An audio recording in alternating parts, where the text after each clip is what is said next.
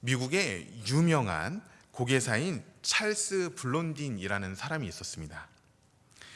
그 사람은 외줄타기의 달인이었어요. 이 사람이 주로 활동했던 곳이 어디였냐? 이 고개를 펼쳤던 곳이 어디였냐면 바로 나이아가라 폭포 위에서 그 폭포를 외줄 한 줄만 타고 아주 자연스럽게, 그리고 너무나 수월하게 자유자재로 그 외줄을 탔던 사람이 바로 찰스 블론딘입니다. 이 사람이 얼마나 잘 탔냐면요, 이 외줄을 타는데 외발 자전거를 타고 건너기도 하고, 또는 두 눈을 가리고 이 외줄을 타는 아주 진짜 외줄의 달인이었습니다.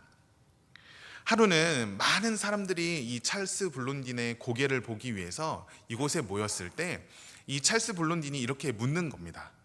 여러분, 제가 이 외줄을 타고 이 나이아가라 폭포를 건너실 것을 믿으십니까? 그러자 사람들이 예, 믿습니다. 당신이라면 충분히 할 수 있어요. 이렇게 대답하였습니다.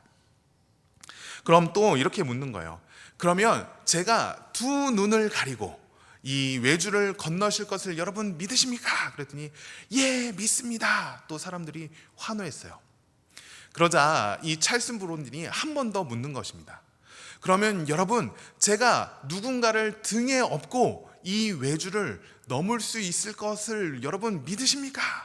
그러자 사람들이요, 예, 당신이라면 충분히 할 수 있습니다. 이렇게 대답했어요. 그러자 마지막으로 찰스 블론딘이 뭐라고 물었냐면, 그럼 제 등에 업힐 분 앞으로 나오십시오. 여러분, 이 말을 들은 관객들이 어떻게 했을까요? 앞으로 나간 사람이 있었을까요? 안타깝게도 단 한 사람도 앞으로 나서지 않았다고 합니다. 여러분, 찰스 블론딘 앞에 모였던 사람들은요, 이 찰스 블론딘이 외줄을 잘 타는 것은 알았어요. 하지만 이 사람이 나를 업고 건너갈 것이라는 것을 믿지 못했던 것이죠. 그런데 이때 한 사람이 나타납니다. 그 한 사람이 이 찰스 블론딘 앞으로 터벅터벅 걸어오는 거예요. 그러면서 나를 업고 건너가십시오, 이렇게 얘기합니다. 그 사람이 누구냐?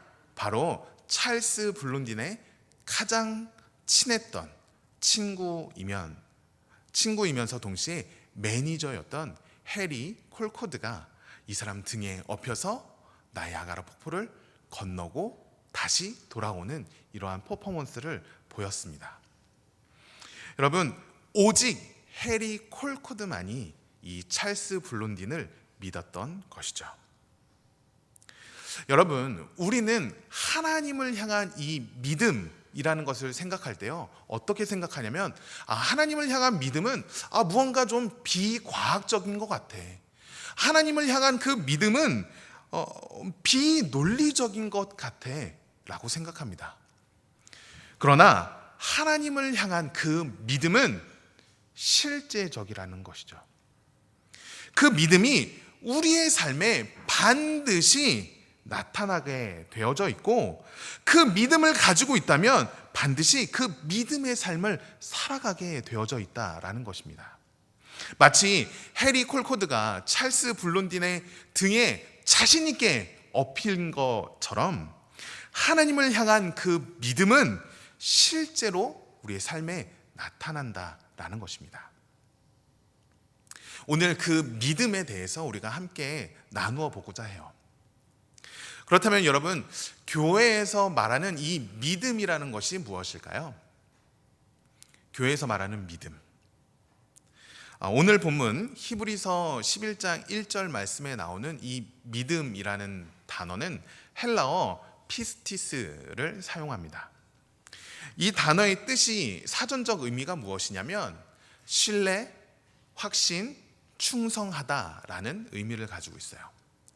즉, 성경에서 나오는 이 믿음, 피스티스의 단어의 뜻은 무엇이냐면 신뢰하고 따르는 것을 믿음이다 라고 말하는 것이죠.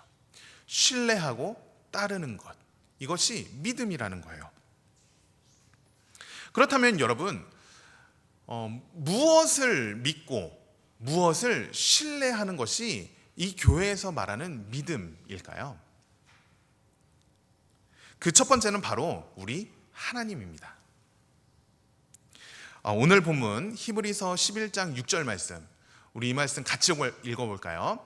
시작. 믿음이 없이는 하나님을 기쁘시게 하지 못하나니 하나님께 나아가는 자는 반드시 그가 계신 것과 또한 그가 자기를 찾는 자들에게 상 주시는 이심을 믿어야 할지니라. 아멘. 여러분, 믿음의 첫 번째는 무엇을 믿는다? 하나님이 계시다, 하나님이 실존하신다라는 것을 믿어야 한다는 것이죠. 쉽게 말하면 하나님이 있다는 것을 믿어야 한다는 거예요. 교회에 다니지 않는 분들 중에 하나님이 어디 있어? 하나님은 없지라고 말씀하시는 분들이 정말 많이 있습니다. 그래서요, 하나님 없이, 믿음 없이 살아가시는 분들이 정말 많아요. 그런데 교회에서 말하는 이 믿음이라는 것은 기본적으로 무엇을 향한 믿음이냐? 바로 우리 하나님을 향한 믿음이다라는 것이죠. 하나님이 계시고 하나님이 실존하시고 하나님이 우리와 함께 하십니다라는 이 믿음이 교회에서 말하는 이 믿음의 시작이 되는 것이에요. 두 번째는 무엇이냐면 하나님의 언약, 하나님의 말씀입니다. 여러분, 하나님이 계시다는 것을 믿는다면 하나님의 말씀 또한 믿는 것이 당연한 이치일 거예요. 하나님이 계신데 하나님의 말씀을 믿지 않는다? 이건 맞지 않는 말이죠. 민수기 23장 19절 말씀에 이렇게 말씀합니다. 하나님은 사람이 아니시니 거짓말을 하지 않으시고 인생이 아니시니 후회가 없으시도다. 어찌 그 말씀하신 바를 행하지 않으시며 하신 말씀을 실행하지 않으시랴. 성경은 반드시 하나님의 말씀이 이루어진다는 것을 말씀합니다. 그렇게 우리가 무엇을 믿어야 하는가라는 이 질문 앞에서 단번에 떠올려야 하는 것은 무엇이냐면 첫 번째는 하나님, 두 번째는 하나님의 말씀, 언약, 이것을 떠올려야 하는 것이죠. 우리가 하나님의 말씀들 가운데 이 성경책에 있는 말씀을 다 믿어야겠지만 그 중에서도 반드시 믿어야 하는 것이 있습니다. 그것은 무엇이냐면 바로 우리 주님이, 우리 예수님이 나를 구원하셨다라는 말씀이에요. 사도행전 16장 31절 말씀에 이르되 주 예수를 믿으라, 그리하면 너와 내 집이 구원을 받으리라 하고. 여러분, 이 두꺼운 성경을 관통하는 한 가지의 주제가 있습니다. 그것은 바로 우리 예수님이 우리를 구원하셨다라는 그 주제, 말씀이에요. 여러분, 구약의 창세기를 한번 생각해 볼까요?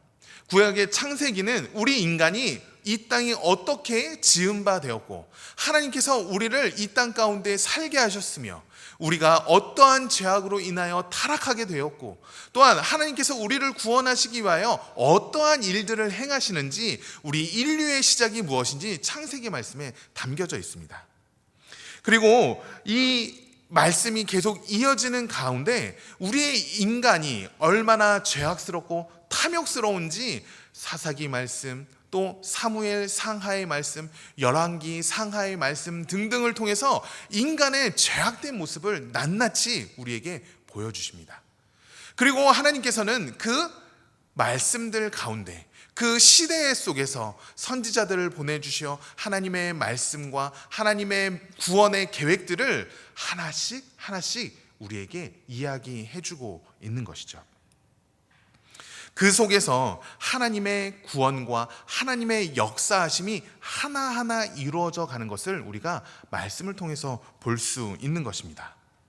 그리고 결국 이 말씀이 어디로까지 연결이 되느냐? 바로 신약으로 넘어가게 돼서 예수님께서 이 땅에 오심으로 십자가를 지시고 돌아가심으로 우리에게 모든 영원한 생명을 주신 그 십자가까지 연결이 되어서 이 성경은 처음부터 마치는 그 요한계시록까지 온전히 예수 그리스도의 구원과 그리고 우리를 향한 하나님의 사랑이 가득 담겨져 있는 말씀이 되는 것이죠.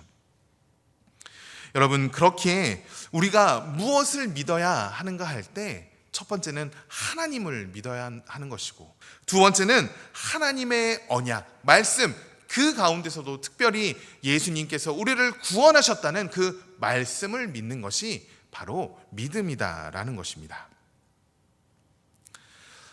자, 여러분, 여기까지 이해가 되시고 잘 따라오고 계시죠? 자, 그렇다면 여기서 여러분들에게 아주 도전적인 질문을 한번 드려보려고 그래요. 여러분 한번 생각해 보세요.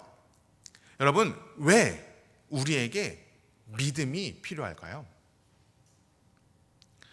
제가 지금까지 믿음이 무엇인지 하나하나 설명을 드렸잖아요. 그러면 과연 우리에게 이 믿음이라는 것이 왜 필요할까요? 왜 필요할까요? 첫 번째는 죽음 이후의 삶이 있기 때문에 그렇습니다.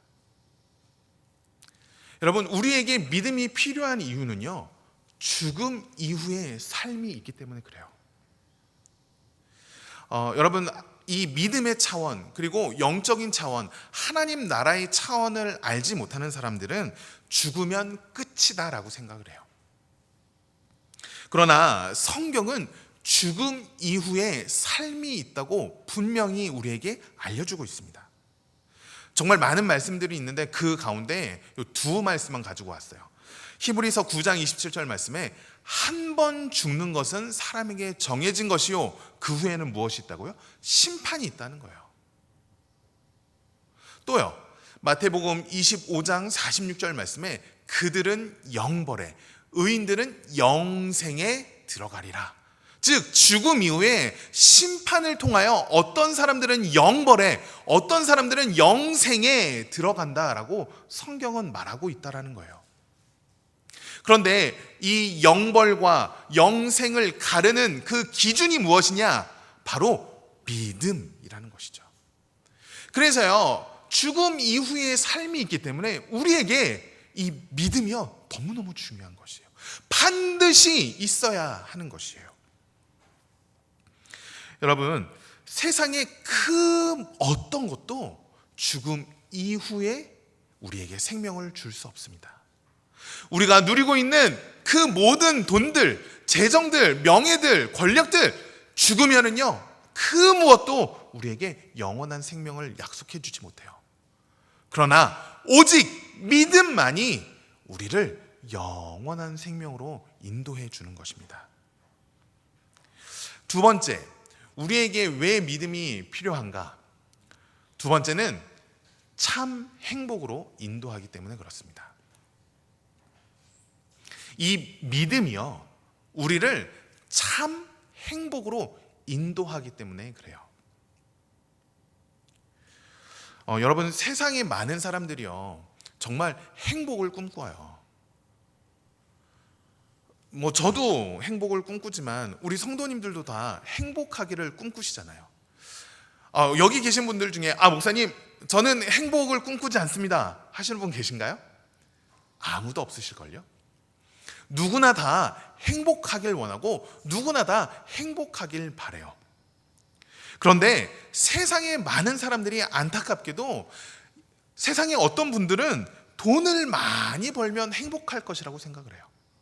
또요, 어떤 사람은 성공하면 내가 행복을 누릴 수 있을 것이다 라고 생각을 해요. 또 어떤 사람은 건강, 명예, 그리고 사랑이 이 행복의 열쇠이지 않을까 생각을 합니다.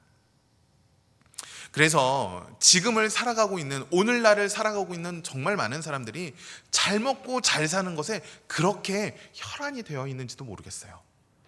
잘 먹고 잘 사는 것이 행복이라고 생각을 하니까. 그것에 혈안이 되어서요, 세상의 돈을 쫓아가고 세상의 명예를 쫓아가고 세상의 권력을 쫓아가고 있는지도 모르겠습니다. 그러나 세상에서 말하는 그 모든 행복은 일시적이고 불완전해요.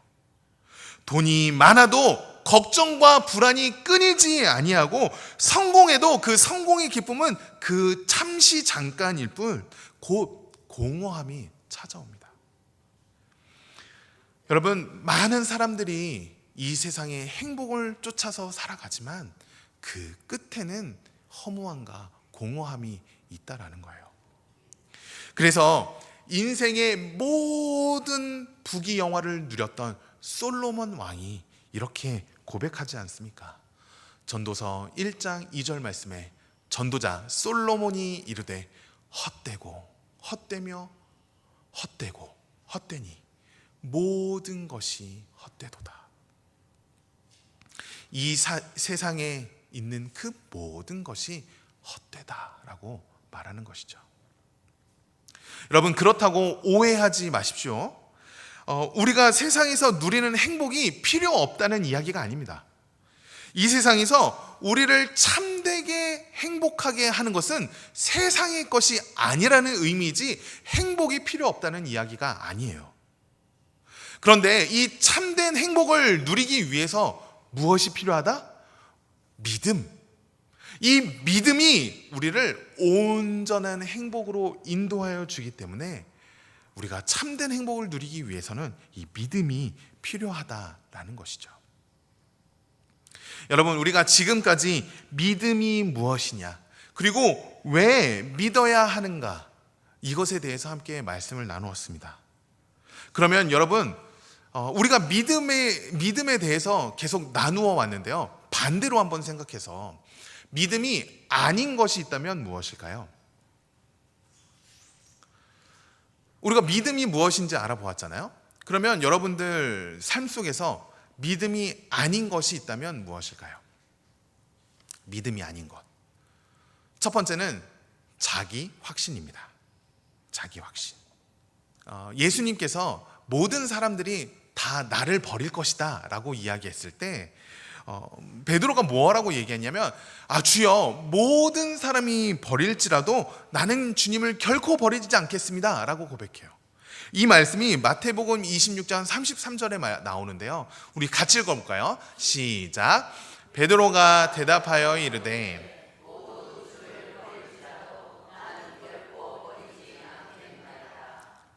여러분, 베드로는요, 주님, 저는 절대로 주님을 버리지 않을 거예요. 저는 절대로 주님을 버리지 않겠습니다 라고 자기 확신을 가지고 이야기했어요. 그런데 그 결과 어떻게 됩니까? 예수님을 한 번, 두 번, 세 번이나 부인하는 결과를 초래해요. 여러분, 우리가 이 믿음의 근거를 우리에게 두는 것은 참된 믿음이 아닙니다. 할 수 있다, 할 수 있다, 하면 된다 하는 이 자기 확신은 나를 움직이는 것처럼 보이지만, 나를 굳건하게 할 것처럼 보이지만, 자기 확신은 상황과 환경이 달라지면 반드시 변하게 되어져 있습니다. 베드로가 좋을 때는 주님, 내가 주님을 결코 버리지 않겠습니다 말할 수 있지만, 죽음이 눈앞에 있자 예수님을 세 번이나 부인하잖아요. 그래서 자기 확신은 믿음이 아닌 것입니다. 그럼 두 번째, 믿음이 아닌 것은 무엇일까요? 두 번째, 믿음이 아닌 것, 그것은 행동 없는 믿음입니다. 행동 없는 믿음. 야고보서 2장 26절 말씀. 야고보서 2장 26절 말씀. 우리 같이 읽어보겠습니다. 시작. 영혼 없는 몸이 죽은 것 같이 행함이 없는 믿음은 죽은 것이니라.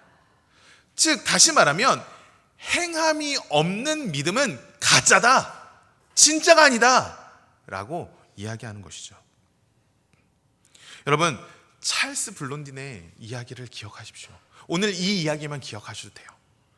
아무리 말로는 믿는다 할지라도 그 등에 업히지 않으면 믿지 않은 것처럼 주님을 믿는다, 하나님을 믿는다 말하면서도 하나님을 따르는 삶의 모습이 없다. 이것은 진짜 믿음이 아니라는 것이죠. 오늘 우리가 읽은 히브리서 11장의 본문 말씀은 소위 믿음장이라고 불리는 아주 유명한 말씀입니다. 히브리서 11장에서 우리 믿음의 선조들이 어떻게 그들의 믿음을 나타내는지 아주 잘 이야기해 주고 있어요. 그래서 우리가 함께 히브리서 11장 7절부터 10절까지 다시 한 번 더 읽어보도록 하겠습니다. 우리 7절 말씀 같이 읽겠습니다. 시작. 믿음으로 노아는 아직 보이지 않는 일에 경고하심을 받아 경외함으로 방주를 준비하여 그 집을 구원하였으니 이로 말미암아 세상을 정죄하고 믿음을 따르는 의의 상속자가 되었느니라. 8절. 믿음으로 아브라함은 부르심을 받았을 때에 순종하여 장래의 유업으로 받을 땅에 나아갈새 갈 바를 알지 못하고 나아갔으며 믿음으로 그가 이방의 땅에 있는 것 같이 약속의 땅에 거류하여 동일한 약속을 유업으로 함께 받은 이삭 및 야곱과 더불어 장막에 거하였으니 이는 그가 하나님이 계획하시고 지으실 터가 있는 성을 바랐습니다. 아멘. 여러분, 7절 말씀에서 뭐라고 말씀해요? 노아는 비가 온다는 심판이 임할 것이다 라는 그 말씀을 듣고 방주를 짓기 시작합니다. 무려 120년 동안 방주를 지어요. 즉 하나님을 향한 믿음을 가지고 있었던 노아는요 120년이라는 시간 동안 그 믿음의 삶을 살아갑니다. 또 아브라함은 어디로 갈지 모르지만 주님께서 가라 말씀하시니 그것을 믿음을 가지고 그 길을 나섭니다. 고향과 친척과 아버지 집을 떠나 주님께서 가라 그리고 보여주실 그 땅으로 갔다는 거예요. 보여주신 땅도 아니고 지정해 주신 그 땅도 아니고 보여주실 땅으로 믿음으로 나아갔다는 것입니다. 즉 믿음을 가지고 행동으로 그 삶을 나타냈다는 거예요. 여러분, 진짜 믿음은 행동으로 나타납니다. 그렇게 행동 없는 믿음은 무엇이다? 가짜다. 여러분, 우리의 믿음은 어떻습니까? 자기 확신에 대한 믿음입니까? 아니면 하나님에 대한 믿음입니까? 그리고 우리의 믿음은 행동 없는 믿음입니까? 아니면 행위 있는 믿음입니까? 간절히 바라기는 이곳에 모인 저와 여러분 모두가 우리의 확신을 내려놓고 하나님의 말씀을 붙잡고 행동하는 믿음의 삶을 나타내는 우리 모두가 되기를 주님의 이름으로 간절히 축원합니다. 그렇다면 여러분, 우리의 믿음을 자라나기 위해서 우리는 어떻게 해야 할까요? 우리의 믿음을 자라나기 위해서 어떻게 해야 될까요? 첫 번째는 무엇이냐면 예수님만 바라보라 라는 것입니다. 예수님만 바라보라. 예수님의 제자들이 물 위에 있을 때 예수님께서 물 위를 걸어오시는 것을 이렇게 봐요. 갑작스럽게 막 풍랑이 일어서 우리가 다 죽게 되었다 걱정하고 있을 때 그 풍랑 위를 걸어오시는 주님을 본 것이죠. 그 모습을 보고 베드로가 주님께 요청해요. 뭐라고 요청하냐면 주님, 저도 물 위를 걷게 해주십시오. 저도 물 위를 걷게 해주세요 라고 요청해요. 그리고는 진짜 물 위를 걷습니다. 그런데 자신에게 불어오는 그 풍랑을 보자 그 순간 물에 가라앉고 말아요. 이때 우리 주님께서 이렇게 말씀하세요. 마태복음 14장 31절 말씀 우리 같이 읽겠습니다. 시작. 예수께서 즉시 손을 내밀어 그를 붙잡으시며 이르시되 믿음이 작은 자여 왜 의심하였느냐 하시고. 여러분, 우리의 믿음이 없는 것이 아니에요. 여러분들 지금 이 자리에 오셨다면 하나님을 향한 믿음이 없는 것이 아니에요. 우리의 믿음이 없는 것이 아니라 우리의 믿음이 작은 것이죠. 그래서 여러분 질문을 바꿔야 돼요. 우리의 믿음을 어떻게 생기게 할까가 아니라 우리의 믿음을 어떻게 자라나게 해야 할까? 어떻게 해야 된다고요? 예수님만 바라보는 것이죠. 우리 주님께서 베드로에게 믿음이 작은 자여 왜 의심하였느냐 라고 말씀하신 그 이유는 베드로가 하나님을 바라보지 아니하고 내 앞에 불어오는 풍랑을 바라보기 때문에 우리 주님께서 이렇게 말씀하신 것입니다. 여러분, 우리 주님께서는요 의심하지 말라고 말씀하세요.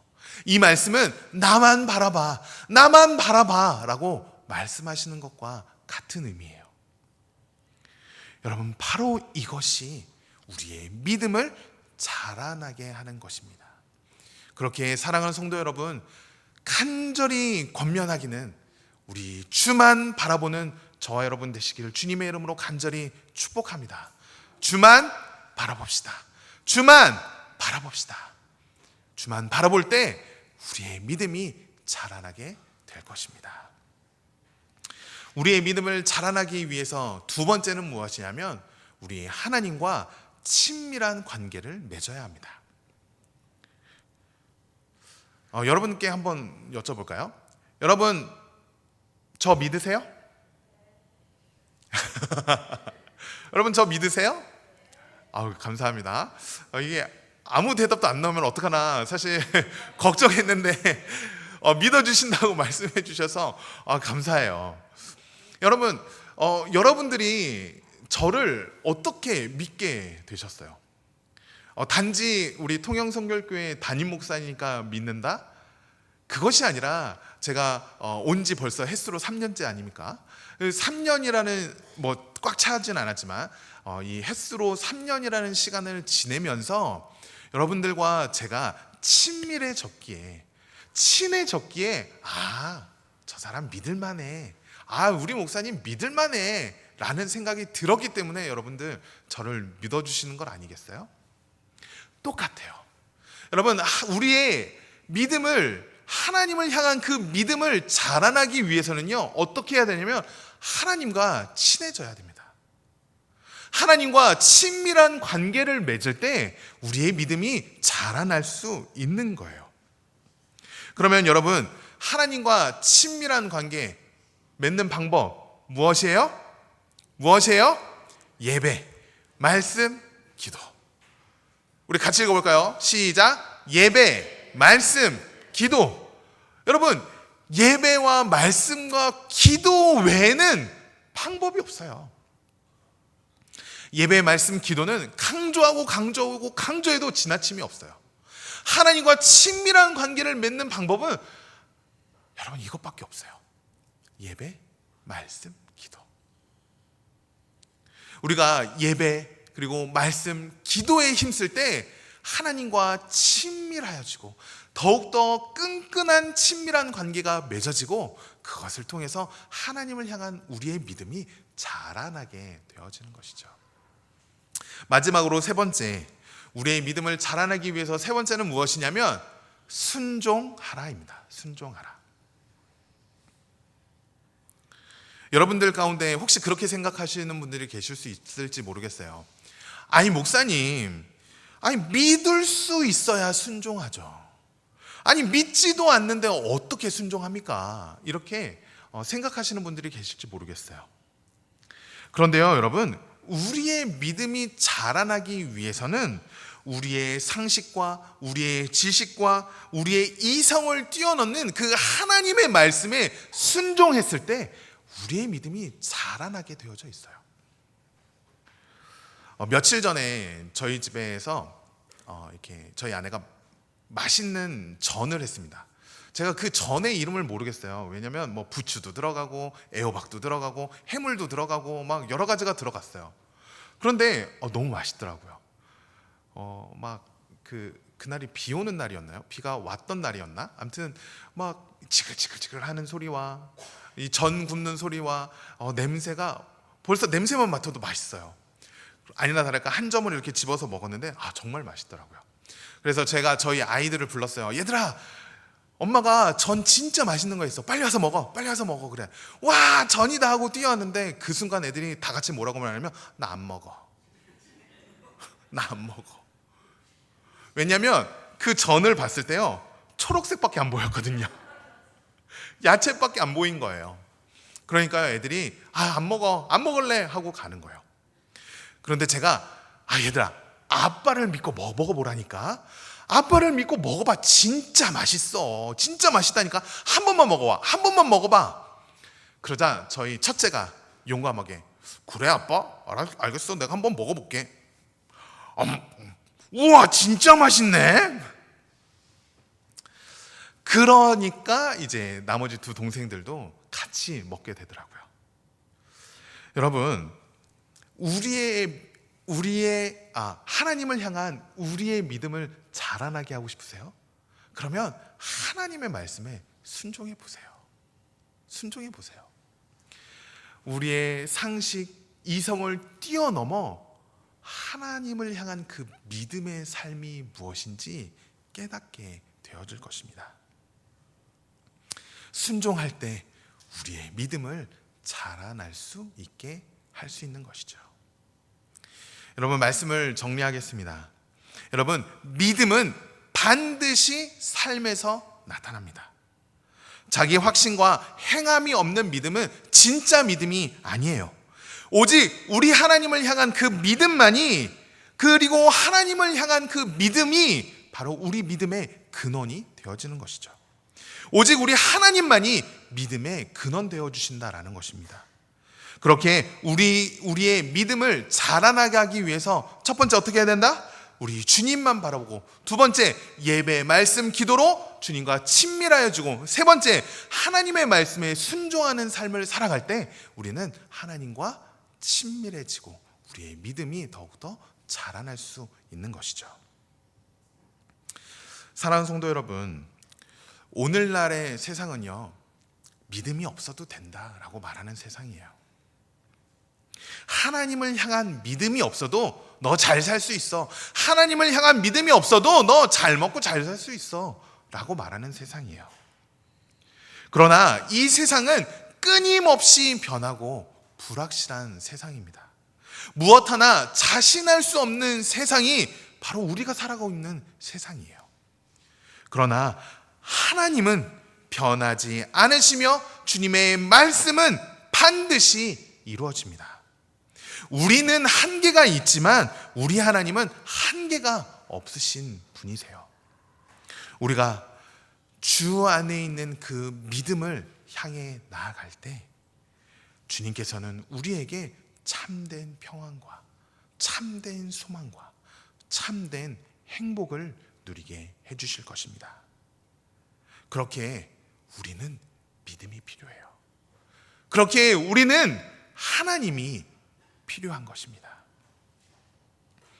간절히 바라기는 이곳에 모인 우리 모두가 주님을 향한 믿음을 가지고 하나님만 붙잡고 살아가는 삶을 살아가 주님께서 주시는 참된 기쁨과 참된 행복을 누리는 우리 모두가 되기를 주님의 이름으로 간절히 축원합니다.